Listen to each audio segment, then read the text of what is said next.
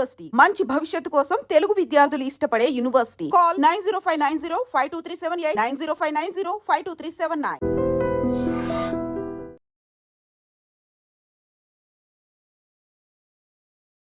22వ తారీఖున జరిగినటువంటి ఉగ్ర దాడికి ప్రతీకారం తీర్చుకుంది భారతదేశం కూడా.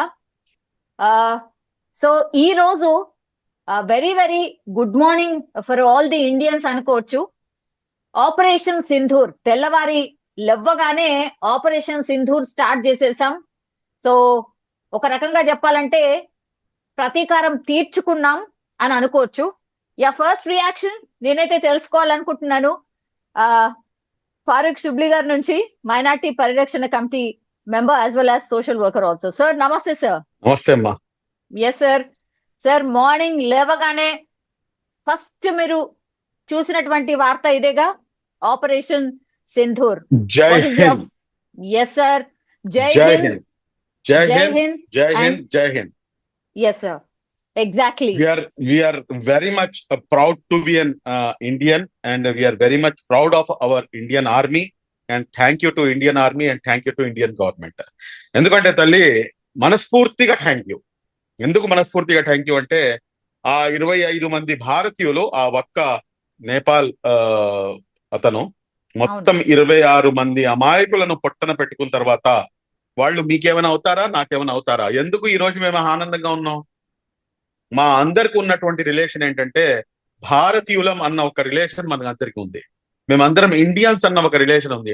ఆ 26 మందికి అన్యాయం జరిగితే మేమందరం కూడాను నిద్రాహారాలు మానేస్తాం. మాకు ఎంతో బాధ వేసింది. ఈ రోజున ఎలా ఉందంటే నా సొంతంగా నాకు ఏమైనా అన్యాయం జరిగిన తర్వాత ఆ ప్రతీకారం తీర్చుకున్న తర్వాత ఏదైతే సాటిస్ఫాక్షన్ ఉంటుందో అటువంటి సాటిస్ఫాక్షన్ లో ఈ రోజున మేము ఉన్నాం. ఎందుకంటే ఆ 26 మందికి సరి అయిన న్యాయం జరిగింది. వారికి డబ్బు ఇచ్చినా గానీ, ఇంకేమి ఇచ్చినా గానీ న్యాయం జరగదు. ప్రతీకారం మాత్రమే సరి అయిన న్యాయం. ఆ ప్రతీకారం ఈ రోజున ఇండియన్ ఆర్మీ తీసుకుంది కాబట్టి హ్యాట్స్ ఆఫ్ అండ్ సెల్యూట్ చేయాల్సినటువంటి అవసరం ఎంతైనా ఉంది. సార్ ఆపరేషన్ సింధూర్ దీనిపైన మీ ఒపీనియన్ ఏంటి సార్? అది పెట్టాల్సిందేనా అంటారా? నువ్వు హిందువా ముస్లింవా ఇంకొక పని చేసి కలమా చదవమని చెప్పేసి కేవలం కేవలం కేవలం పురుషుల్ని మాత్రమే చంపినటువంటి ఈ దుర్మార్గులు ఏదైతే సింధూరం ఉందో, నా ఆడబిడ్డల యొక్క సింధూరం ఏదైతే ఉందో, నా సోదరి మండలి యొక్క సింధూరం ఏదైతే దాన్ని తుడిచివేసే ప్రయత్నం చేశారు. చాలా సింబాలిక్ గా, చాలా సెంటిమెంట్ గా మరియు హృదయానికి హత్తుకునే విధంగా ఆపరేషన్ సింధూర్ అనేది రాబోయే తరాలు గుర్తుంచుకుంటుంది. పాకిస్తాన్ మాత్రమే కాదు, ప్రపంచం మొత్తం కూడాను మన భారతదేశ మహిళలతో ఏదైనా అన్యాయం జరిగితే కనుక పాకిస్తాన్ కాదు, మొత్తం ప్రపంచం కూడాను దీనికి, ఈ యావత్తు ప్రపంచం ఉన్నంత వరకు కూడాను ఈ ఆపరేషన్ సింధూర్ అనేది చరిత్రలో చిరస్థాయిగా నిలిచిపోతుంది. అందులో ఎటువంటి అనుమానం లేదు. సార్. సార్ అందరు అనుకున్నారు సర్జికల్ స్ట్రైక్, మరో సర్జికల్ స్ట్రైక్ జరుగుతుందేమో మేబీ అని అందరు అనుకున్నారు సార్. అండ్ ఈ రోజు కూడా ఒక మాక్ డ్రిల్ దేశవ్యాప్తంగా ఒక 200 పైచిలుకు ప్రాంతాల్లో మాక్ డ్రిల్ కూడా మనం యాక్చువల్లీ అరేంజ్ చేసుకుని ఉంటుంది. ఇప్పుడు క్యాన్సిల్ చేసేసారు సార్ మాక్ డ్రిల్ కూడా.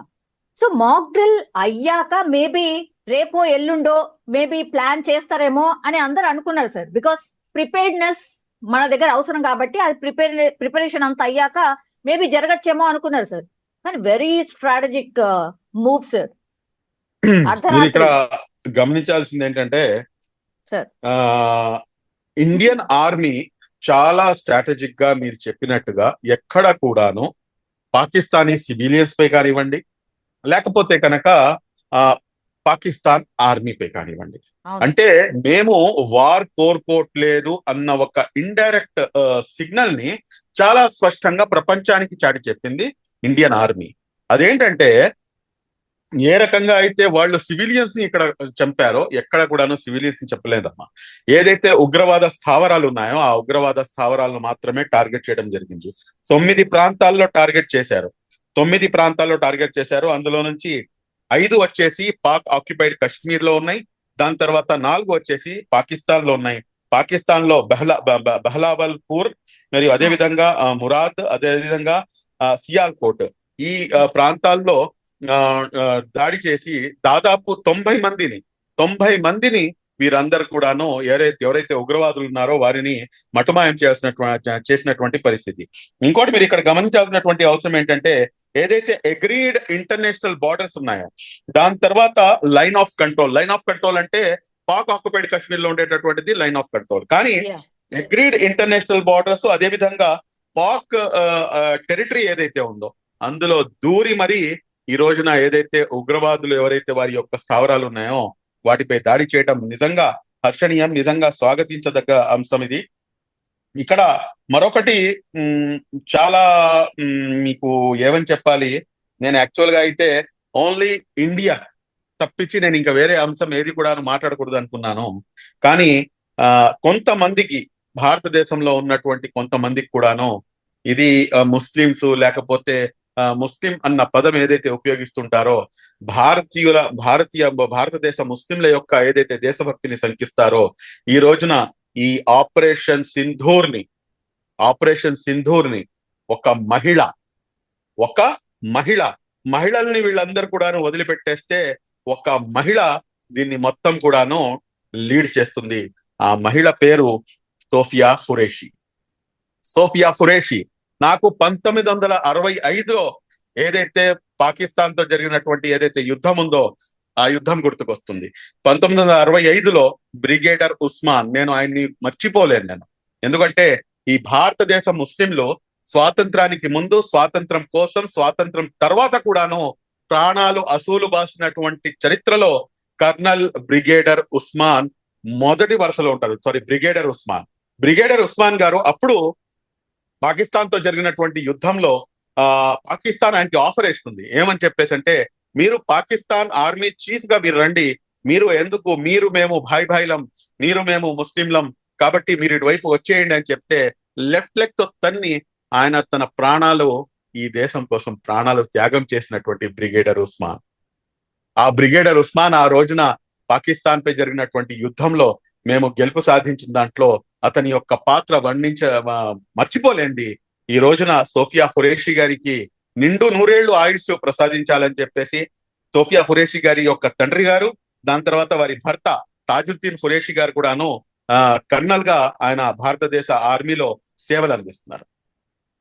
సార్ ఎక్కడ శంకించట్లేదు సార్, కొంతమంది అటు ఇటుగా మాట్లాడుతుంటారు కాబట్టి వాళ్ళకి సంబంధించి ఏమో క్లారిఫికేషన్ ఇచ్చినారు అనుకుంటా, నాకు తెలిసి. I'm sure sir actually Hafiz Saeed sir ఆయన చనిపోయాడు అని అనుకుంటున్నారా మీరు కూడా?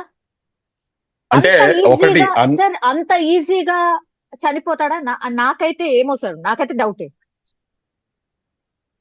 లేదమ్మా, నాకు కూడాను డౌటే. ఎందుకంటే హఫీజ్ సయీద్ అంత తొందరగా చిక్కుతాడా అంటే గనక నాకు తెలిసినంత వరకు మీ మాటతో నేను కూడా ఏకీభవిస్తున్నాను. కానీ 90 మంది ఉగ్రవాదులు ఎవరైతే చనిపోయారో ఇందులో ఖచ్చితంగా ఏంటంటే కొంతమంది పెద్ద తలకాయలు ఉండే అవకాశం ఉంది అని చెప్పేసి వస్తున్నటువంటి వార్తలు.